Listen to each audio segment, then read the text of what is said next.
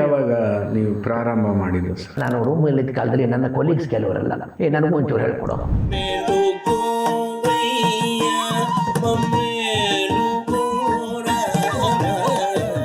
Internationally, you are with so many other bands. It has been one of the best phases of my learning journey.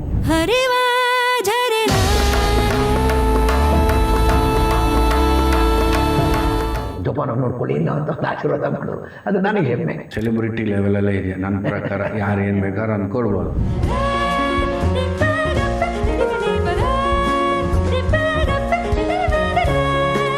ಪಾಠ ಯಾವಾಗ ನೀವು ಪ್ರಾರಂಭ ಮಾಡಿದ್ದು sir?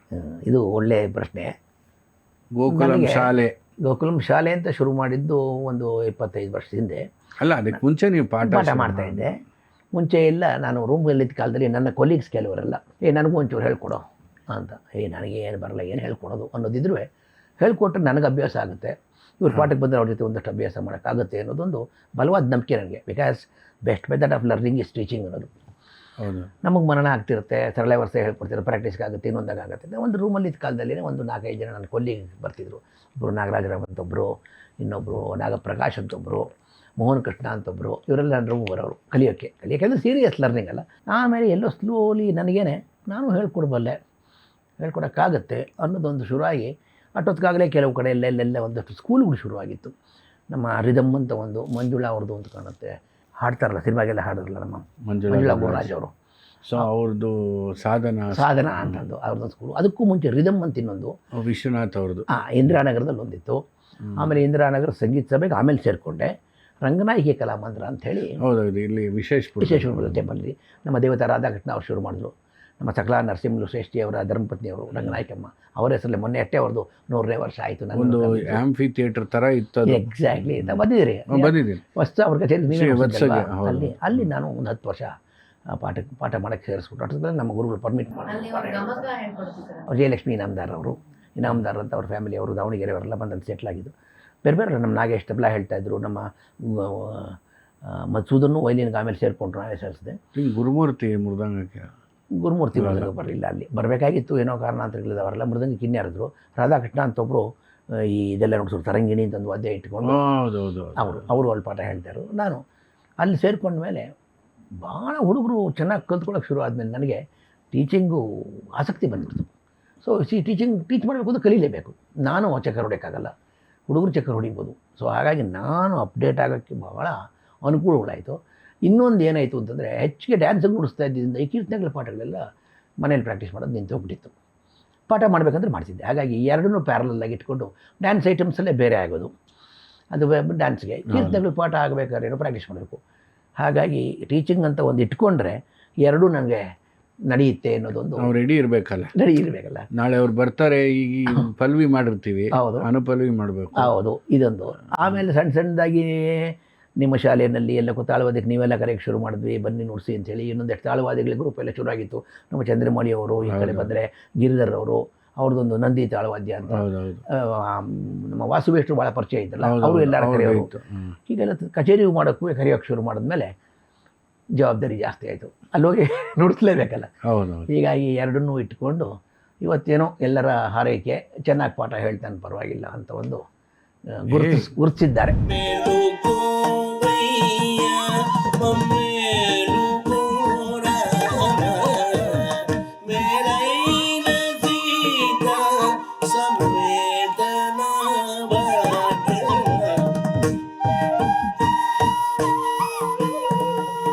ಸಾಕಷ್ಟು ವಿದ್ಯಾರ್ಥಿಗಳಿದೆ. ನಾವು ಹೆಸರು ಹೇಳ್ತಾ ಹೋದರೆ ಯಾರನ್ನಾದ್ರೂ ಬಿಟ್ಬಿಡ್ತೀವಿ. 3/4 ಜನ ವೇದಿಕೆ ಮೇಲೆ ನೃತ್ಯಕ್ಕಾಗಲಿ ಅಥವಾ ಬೇರೆ ಇನ್ಯಾವುದಕ್ಕಾಗಲಿ ಸುಮಾರು ಜನ ತಯಾರು ಮಾಡಿದಿರಿ. ಗೋಕುಲಂ ಶಾಲೆ ಶುರುವಾದಮೇಲೆ ಸಾಕಷ್ಟು ಅದರಿಂದ ಆ್ಯಕ್ಟಿವಿಟೀಸ್ ಮಾಡ್ತಾಯಿದ್ದೀರಿ. ಸತ್ಯವಾದ ಮಾತು. ಬೇರೆಯವ್ರಿಗೆ ಅವಕಾಶ ಮಾಡೋದು ಅದು ಒಂದು ಸೇವೆ ತಾನೆ. ವೇದಿಕೆ ಕೊಡೋದು, ಸನ್ಮಾನಗಳು ಮಾಡ್ತೀರಿ, ಎಲ್ಲ ಮಾಡಬೇಕಾದಲ್ವ ಸರ್. ನಾವು ಬೆಳೆದಿದ್ದು ನಾನು ಯಾವಾಗಲೂ ಮಕ್ಕಳಿಗೂ ಹೇಳ್ತಾ ಇರ್ತೀನಿ, ಇವತ್ತು ನಾವು ಕುಡಿದಿರುವಂಥ ತೆಂಗಿನ ಎಳ್ನೀರಾಗ್ಬೋದು, ಮಾವಿನ ಹಣ್ಣಾಗ ನಾವು ನೆಟ್ಟಿದ್ದಲ್ಲ, ಯಾರೋ ನೆಟ್ಟಿದ್ರ ಫಲ ಇವತ್ತು ನಾವು ಅನುಭವಿಸ್ಬೇಕಾಗ್ಯಾರೆ. ಆ ಭಿಕ್ಷೆಯನ್ನು ತೊಗೊಂಡ್ಮೇಲೆ ನಾವು ಮುಂದವ್ರಿಗೆ ಏನಾದ್ರು ಒಂದು ಮಾಡಬೇಕು ಅನ್ನೋದು. ಮತ್ತು ಎಂಥ ಮಹನೀಯರೆಲ್ಲ ಈ ಕ್ಷೇತ್ರಕ್ಕೆ ಸೇವೆ ಸಲ್ಲಿಸಿದಾಗ ನಮ್ಮ ಕಾಲದಲ್ಲಿದ್ದವ್ರನ್ನೇ ನಾವು ಹಿರಿಯರನ್ನ ಸ್ಮರಿಸ್ಕೊಳ್ಬೇಕು. ಅದೊಂದು ಕಲಾರ್ಣವ ಅಂತ ಒಂದು ಶುರು ಮಾಡಿದ್ವಿ. ಅದಕ್ಕೆ ಮುಂಚೆ ಕೃಷ್ಣಾಷ್ಟಮಿ ನೀವೇ ಬಂದಿದ್ದೀವಿ ನಮ್ಮಲ್ಲಿ ಕೃಷ್ಣಾಷ್ಟಮಿ ಒಂದು 35 ವರ್ಷ ನಡೀತಾ ಇದೆ. ಈ ವರ್ಷವೂ ನಡೀತು. ಈ ಸಲ 17ನೇ ತಾರೀಕು ತಾವು ಬರೋಕ್ಕಾಗಲಿಲ್ಲ, ನಮ್ಮದು ಗಾಯನ ಸಮಾಜದಲ್ಲಿ ಇಟ್ಕೊಂಡು. ನಿಮ್ದು ಅವತ್ತು ಮೈಸೂರಿನಲ್ಲಿತ್ತು ಕಾರ್ಯಕ್ರಮ. ಹಾಗಾಗಿ ಇಲ್ಲ, ಅವತ್ತು ತಮ್ಮ ಇದರಲ್ಲೇ MSL ಅವ್ರ ಕಚೇರಿ. ಒಟ್ಟಿನಲ್ಲಿ ಸಾಮಾನ್ಯ ನೀವು ಬರ್ತೀರಿ. ಎಷ್ಟು ನುಡಿಸಿದ್ದೀರಿ? ನನಗೆ ಅದೇ ದೊಡ್ಡ ಸಂತೋಷದ ವಿಚಾರ, ಆನಂದ ತರೋ ವಿಚಾರ ಅಂದರೆ ಒಂದು 5-6 ಜನ್ರೇಷನ್ ನುಡಿಸಿರೋರಲ್ಲಿ ಈಗ ನೀವು ನನ್ನ ವಿದ್ಯಾರ್ಥಿಗಳಿಗೂ ನುಡಿಸಿದ್ದೀರಿ, ಆಶೀರ್ವಾದ ಮಾಡಿದ್ದೀರಿ.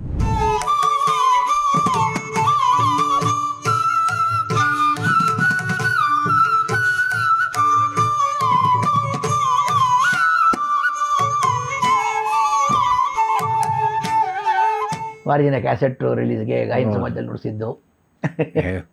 ಆ ರೆಕಾರ್ಡಿಂಗ್ ನನಗಿನ್ನು ನೆನಪಿದೆ, ಅರವಿಂದ್ ಸ್ಟುಡಿಯೋದಲ್ಲಿ ಚೂರು ನೆನಪಿದೆ ನನಗೆ. ಬಟ್ ಅದೆಲ್ಲ ಪಂಚರತ್ನ ಆಡಿದೆ ಎಂದರೋ. ಪಂಚರತ್ನ ಮತ್ತೆ ಮೇಳಕರ್ತಕ್ಕೆ ನಿಮ್ಮ ತಮಿಳ್ ಸಾತು ಎಂತ ವ್ಯಾಲ್ಯೂ ಆಡಿಷನ್. ಅದು ಪ್ರಭಾತಲಾಗಿದ್ದು ಮೇಳಕರ್ತ.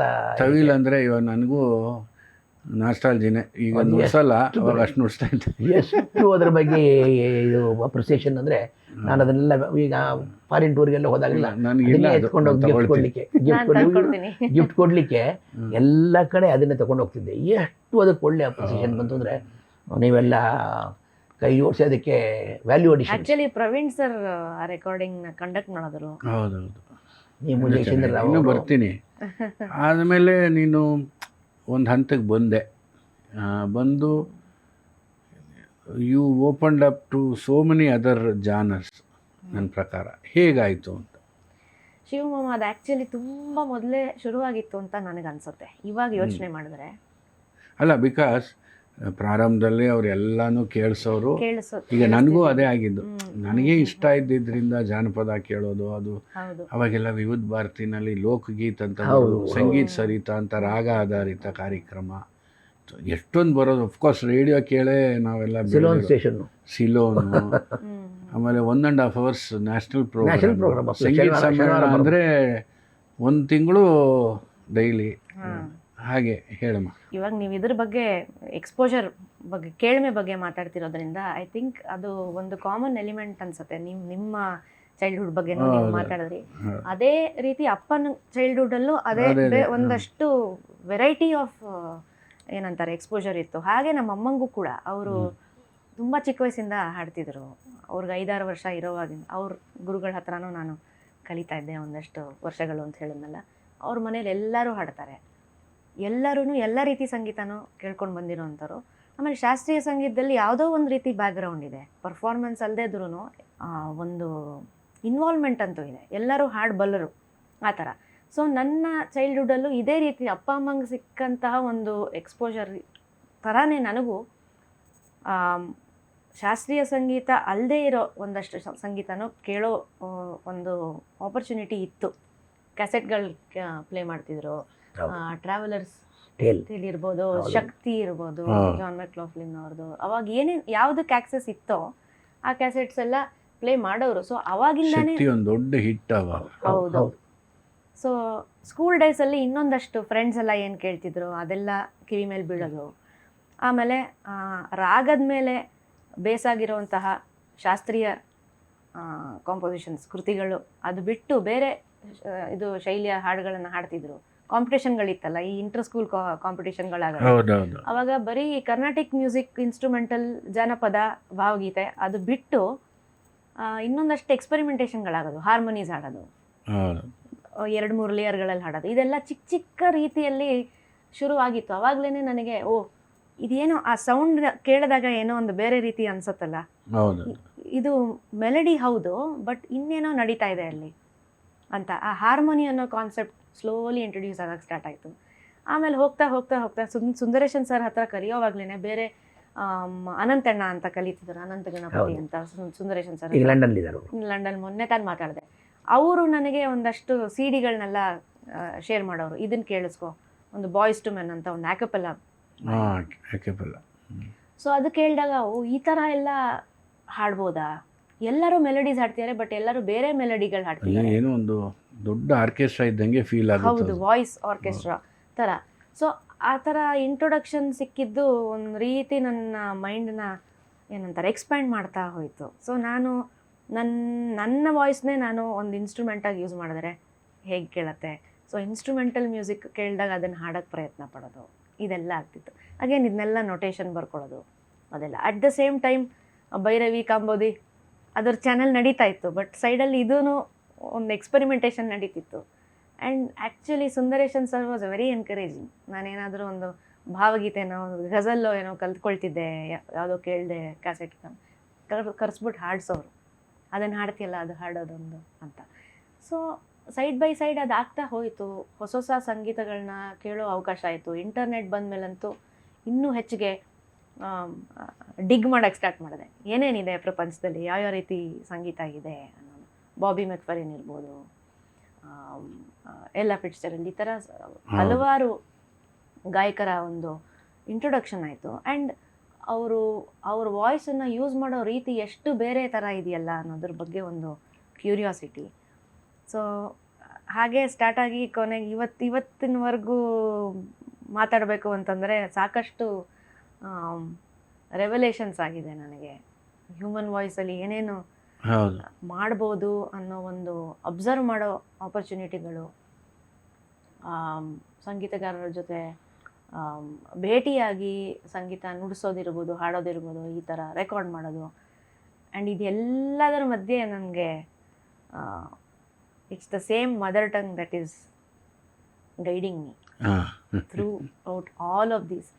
ಸೊ ಬೇರೆ ಬೇರೆ ಸಂಗೀತದ ಜೊತೆ ಒಂದು ಎಕ್ಸ್ಪೆರಿಮೆಂಟ್ಗಳನ್ನ ಮಾಡೋದು ನನಗೆ ತುಂಬ ಒಳ್ಳೆಯ ಕರ್ನಾಟಕ ಸಂಗೀತದ ಒಂದು ಒಳ್ಳೆಯ ಬುನಾದಿ ಇದು ಬಿಟ್ಟರೆ ಬೇಕಾದಷ್ಟು ಅದರ ಮೇಲೆ ಸಾಧಿಸ್ಬೋದು ಅನ್ನೋದು ಈಗ ವಾದ್ಯಗಾರರು ಒಟ್ಟಿನ. ಈಗ ನಿಮ್ಮಲ್ಲಿ ಎಷ್ಟು ವಾದ್ಯಗಳನ್ನ ಮಾಡೋದು ಮತ್ತು ಬೇರೆ ಬೇರೆ ರಿದಮ್ ಪ್ಯಾಟ್ರನ್ಸು ನೀವೆಲ್ಲ ರೆಕಾರ್ಡಿಂಗಲ್ಲಿ ಮಾಡಿರೋದು ಅದೆಲ್ಲ ನೋಡಿದಾಗ ವಿನಿಯೋಗ ಹೇಗೆಲ್ಲ ಮಾಡ್ಬೋದು ಅನ್ನೋದೆಲ್ಲ ಇತ್ತೀಚೆಗೊಂದು 90ರ ದಶಕದ ನಂತರ ಅಂತೂ ಬಹಳಷ್ಟು ಆಯಿತು ಅಂತ ನನಗನ್ನಿಸ್ತದೆ. ನಾನು ಹೆಮ್ಮೆಯಿಂದ ಯಾವಾಗ ಹೇಳ್ತಾ ಇರ್ತೀನಿ, ಈ ಸಂಗೀತದ ಬೇಸ್ ನಮ್ಮಲ್ಲಿ ಅಫ್ಕೋರ್ಸ್ ಹಿಂದೂಸ್ತಾನಿದಲ್ಲೂ ಬೇಸ್ ಇದೆ, ಆದರೆ ಇಲ್ಲಿ ಇಟ್ಸ್ ಸೋ ಸೈಂಟಿಫಿಕ್.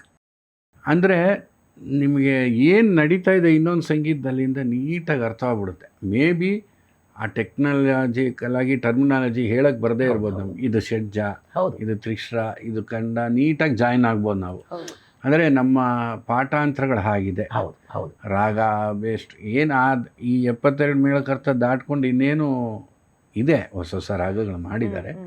ಆದರೂ ಅಷ್ಟೊಂದು ಇದಾಗಿರೋದ್ರಿಂದ ನೀವು ಹೇಳ್ದಂಗೆ ಅದು ಕಲ್ತಿರೋದ್ರಿಂದ ಅಡ್ವಾಂಟೇಜು ತುಂಬ. ಇನ್ನೊಂದು ನಾವು ಮಾತು ಕಲ್ತಿದ್ದು ವ್ಯಾಕರಣ ಕಲಿಯೋಕ್ಕೆ ಮುಂಚೆ ಮನೆಯಲ್ಲಿ ಯಾವ ತಪ್ಪಿಲ್ದಲ್ಲಿ ನೆನ್ನೆ ಬಂದೆ ನಾಳೆ ಬರ್ತೀನಿ ಅಂತ ಅನ್ನೋದೊಂದು ಮಗು ಹೇಳುತ್ತಿದ್ರೆ, ಮತ್ತು ಈಗ ಟಾನ್ ಬೇಕಾದ್ರೆ ಅಂದರು ಬೇಕಾದ್ರೆ ನಾನು ಆರ್ಜಿನ ಹತ್ರ ಮಾತಾಡ್ತೆ, ನಾನ್ ಅದು ಬೇರೆ ನಾನ್ ಅದು ಬೇರೆ, ಅದನ್ನು ಹಿಂಗೆ ಮಾಡಿದ್ರೆ ಬರುತ್ತೆ ಅಂತ ಹೇಳಬೇಕಾಗಿಲ್ಲ. ಎಲ್ಲ ಶಬ್ದಗಳನ್ನು ಎಲ್ಲವೂ ಒತ್ತಕ್ಷರ ದೀರ್ಘಾಕ್ಷರ ರಿಪಿಟೇಷನಲ್ಲಿ ಬಂದ್ಬಿಡುತ್ತೆ. ಅದನ್ನ ಆಮೇಲೆ ಸಿಸ್ಟಮೆಟೈಸ್ ಮಾಡೋದು ವಿಜ್ಞಾನ ಮಾಡ್ದಂಗೆ ಅದು ಈಗ ಹೆಚ್ಚು ನಡೀತಾ ಇದೆ. ಅದು ಒಂದು ಸಾಧ್ಯತೆ. ನಮ್ಮ ಕರ್ನಾಟಕ ಶಾಸ್ತ್ರೀಯ ಸಂಗೀತದ ಒಂದು ಫಂಡಮೆಂಟಲ್ಸ್ ಅಂತ ಏನು ಹೇಳ್ತೀವಿ, ಎಷ್ಟೋ ಜನ ಸಂಗೀತಗಾರರು ಎಲ್ಲ ಪ್ರಕಾರ ಪ್ರಾಕ್ಟೀಸ್ ಮಾಡ್ತಿರೋರು ಇದ್ರ ಬಗ್ಗೆ ಒಂದಷ್ಟು ಇನ್ಫಾರ್ಮೇಷನ್ ಇರೋರು ಹೇಳೋದಾದ್ರೆ ಇಷ್ಟು ಇಂಟ್ರಿಕೇಟ್ ಆಗಿದೆ, ವೆರಿ ಕ್ಲಿಯರ್. ಹೌದು. And the best tool kit probably. ಹಾಗಂದರೆ ಆ ಒಂದು ಆಲ್ಫಾಬೆಟ್, ಆ ಫಂಡಮೆಂಟಲ್ಸ್ನ ಉಪಯೋಗಿಸ್ಕೊಂಡು ಎಲ್ಲಿ ಬೇಕಾದರೂ ಫಿಟ್ ಆಗ್ಬೋದು, ಯಾವ ಸಂಗೀತ ಬೇಕಾದ್ರೂ ಅರ್ಥ ಮಾಡ್ಕೋಬೋದು. ತುಂಬ ಇಂಪಾರ್ಟೆಂಟ್. ಹೌದು. ನಮ್ಮ ಬೇಸಿಕ್ಸು ಆ ಸರಳ ವರ್ಷೆ, ದಾಟು ವರ್ಷೆ, ಜಂಟಿ ವರ್ಷೆ ಅಷ್ಟೇ ತುಂಬ ಇಂಪಾರ್ಟೆಂಟು. ನಾನು ನಮ್ಮ ಮಕ್ಕಳಿಗೆ ಹೇಳ್ತಾ ಇರ್ತೀನಿ ಆಗಲೇ ಈ ರೀತಿ ಡಿಕೋಡ್ ಮಾಡೋದು, ಇದನ್ನ ಇಟ್ಕೊಂಡ್ರೆ ಈ ಬೀಗದ ಕೈ ನಮ್ಮದು ಮೈನು ಮಾಸ್ಟರ್ ಕೀ ನಮ್ಮ ಕರ್ನಾಟಕ ಸಂಗೀತ, ಇದಿಟ್ಕೊಂಡ್ರೆ any lock can be opened ಅಂತ. ನೀನು ವಾರಿದ ಆಮೇಲೆ ನೀನು ಅಂತ ಬಂದ್ಬಿಡುತ್ತೆ ಬಿಡು. ತುಂಬ ಸೆಷನ್ ರೆಕಾರ್ಡಿಂಗ್ಸು ಮತ್ತು ನಿಮ್ಮದೇ ಬ್ಯಾಂಡ್ ಒಂದು ಚಕ್ರ ಅಂತೇನೋ ಒಂದು ಮಾಡಿದ್ರಿ, ಪ್ರವೀಣ್, ಪ್ರಮತ್ ಮತ್ತು ಇದು. ಆಮೇಲೆ internationally you are with so many other bands. ಆ ಬಗ್ಗೆ ಒಂದು ಸ್ವಲ್ಪ ಹೇಳೋಣ. ಕಚೇರಿ ಪ್ರಪಂಚ, ಕರ್ನಾಟಕ ಶಾಸ್ತ್ರೀಯ ಸಂಗೀತದ ಪ್ರಪಂಚ ಜೊತೆಗೆ ಇದು ಒಂದು ಓಪನ್ ಆಯಿತು. ರೆಕಾರ್ಡಿಂಗ್ ಸೆಷನ್ ಪ್ರಪಂಚ, RMCL ರೆಕಾರ್ಡಿಂಗ್ಗಳು ನಡೆಯೋದಲ್ಲ ಪ್ರಭಾತಲ್ಲಿ. ರಮಣ ಮಹರ್ಷಿ. ಹೌದೌದು, ಅದು ನನಗೆ RMCD ಕೋಡ್ ಆಗಲಿಲ್ಲ, ರಮಣ ಮಹರ್ಷಿ ಸಾಂಗ್ಸ್. ಹೌದು, ಅದು RMCL ಅಂತ ನಮಗೆ ನೆನಪು. ಹೌದು. ಅಲ್ಲಿ ನಮ್ಮ ರಘು ಮಾಮ ಬರೋರು ಹೌದು ಚೆನ್ನೈ ಚೆನ್ನೈ HMB ರಘು.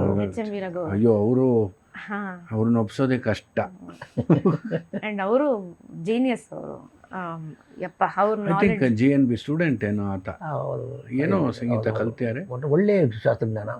ಆಮೇಲೆ ಅವ್ರು ಮಾಡ್ತಿದ್ರು ರಾಗಗಳು ಏನು ಸರ್ ಹುಡುಕಿ ರಾಗಗಳನ್ನು ಮಾಡೋರು. ಸೊ ಅವರು ಮ್ಯೂಸಿಕ್ ಮಾಡೋರು ಅಥವಾ ಕಂಡಕ್ಟ್ ಮಾಡಕ್ ಬರೋರು, ಮ್ಯೂಸಿಕ್ ಡೈರೆಕ್ಟ್ ಮಾಡೋದಕ್ಕೆ. ಒನ್ ಆಫ್ ದ ಸೆಷನ್ಸ್ ಅಪ್ಪ ನುಡಿಸ್ಬೇಕಿತ್ತು. ಅಪ್ಪಂಗೆ ಯಾವುದೋ ಕಾರಣಕ್ಕೆ ಆಗಲಿಲ್ಲ. ನಾನು ಸುಮಾರು ಹೈಸ್ಕೂಲಲ್ಲಿದ್ದೆ, ಆಲ್ಮೋಸ್ಟ್ 10th ಸ್ಟ್ಯಾಂಡರ್ಡಲ್ಲಿ ಇದ್ದೆ ಅನ್ಸತ್ತೆ ಅವಾಗ. ಫ್ಲೂಟ್ ನುಡ್ಸೋಕ್ಕೆ ಸ್ಟಾರ್ಟ್ ಮಾಡಿದ್ದೆ. ಒಂದು 2-3 ರೆಕಾರ್ಡಿಂಗ್ ಸೆಷನ್ಗಳೆಲ್ಲ ಹಾಡಿದ್ದೆ. ನಾನು ಸಬ್ಸ್ಟಿಟ್ಯೂಟಾಗಿ ಹೋದೆ ಪ್ರಭಾತ್ ಸ್ಟುಡಿಯೋಗೆ ನುಡ್ಸೋದಕ್ಕೆ. ಆವಾಗ ಜಿ ಅವರು ಮೃದಂಗ ನುಡಿಸ್ತಿದ್ರು, ಸುಮಾರಾಣಿ ಅವರು, ಆಮೇಲೆ ಮೇ ಬಿ ವೈದ್ಯ ಅವರಿದ್ರು ಅನ್ಸುತ್ತೆ. ಇಲ್ಲ ವೈದ್ಯ ಇರಲಿಲ್ಲ. ಇಲ್ವಾ? ಪ್ರವೀಣ್ ಸರ್ ಇದ್ದರು, ಕೀಬೋರ್ಡ್ ಮತ್ತು ಅರೇಂಜ್ಮೆಂಟ್ ಎಲ್ಲ. ನಾನು ಫ್ಲೂಟ್ ನುಡ್ಸಕ್ಕೆ ಹೋಗಿದ್ದೆ ಆ ರೆಕಾರ್ಡಿಂಗಿಗೆ.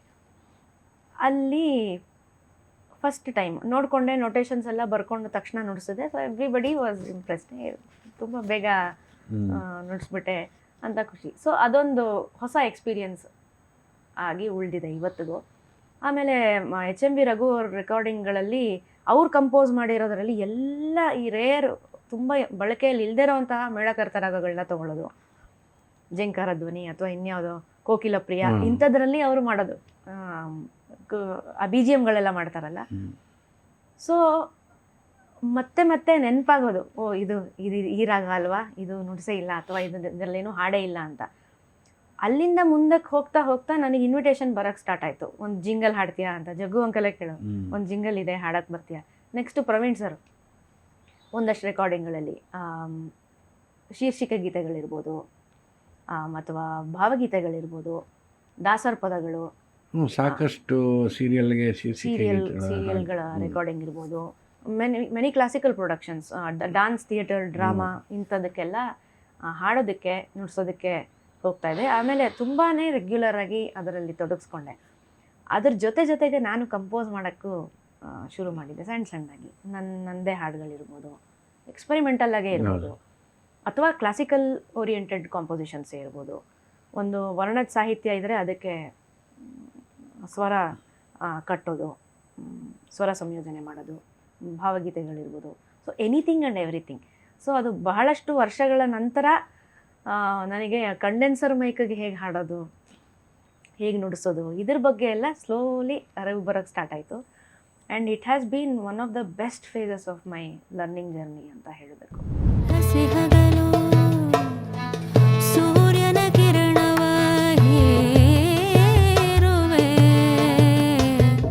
ನನ್ನ ವಾಯ್ಸನ್ನು ಹೇಗೆ ಮಾಡ್ಯುಲೇಟ್ ಮಾಡಬೇಕು, ಹೇಗೆ ಎಷ್ಟು ಸೆನ್ಸಿಟಿವ್ ಆಗಿ ಹಾಡಬೇಕು, ಡೈನಮಿಕ್ಸ್ ಬಗ್ಗೆ ಇರ್ಬೋದು, ಒಂದು ವಿಬ್ರಾಟೋ ಅಂದರೆ ಏನು, ಇದೆಲ್ಲದೂ ಕಲಿಯೋದಕ್ಕೆ ಅವಕಾಶ ಆಯಿತು ಒಂದಷ್ಟು ವರ್ಷಗಳಲ್ಲಿ. ಸುಮಾರು ಇವಾಗ ಒಂದು 20 ವರ್ಷದಿಂದ I have been in that studio. ನಾನು ಹೇಳಬೇಕಂದ್ರೆ ಯೂಸೇಜ್ ಆಫ್ ಮೈಕ್. ಹೌದು. ಆಮೇಲೆ ಆಸ್ ಎ ಮ್ಯೂಸಿಕ್ ಡೈರೆಕ್ಟರ್ ನಮಗೂ ಎಕ್ಸ್ಪ್ರೆಷನ್ ಅಂದ್ರೆ ಏನು ಅಂದರೆ ಅವಾಗ ಡೈನಾಮಿಕ್ಸ್ ಅಂದೆಯಲ್ಲ, ಹೌದು, ಸುಮ್ಮನೆ ಒಂದೇ ವಾಲ್ಯೂಮಲ್ಲಿ ಹಾಡೋದಲ್ಲ. ಹೌದು.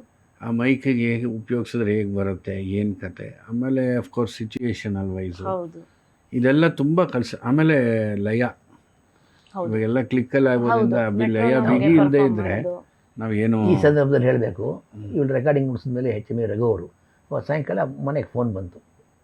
ಜಗ್ಗು ಫೋನ್ ಮಾಡಿದ್ರು, ಸಂಜೆ ತನಕ ಇರ್ತಾರೆ ರಘು ಅವರು, ಬನ್ನಿ ನಿಮ್ಮನ್ನು ನೋಡಬೇಕಂತ ಇವರು.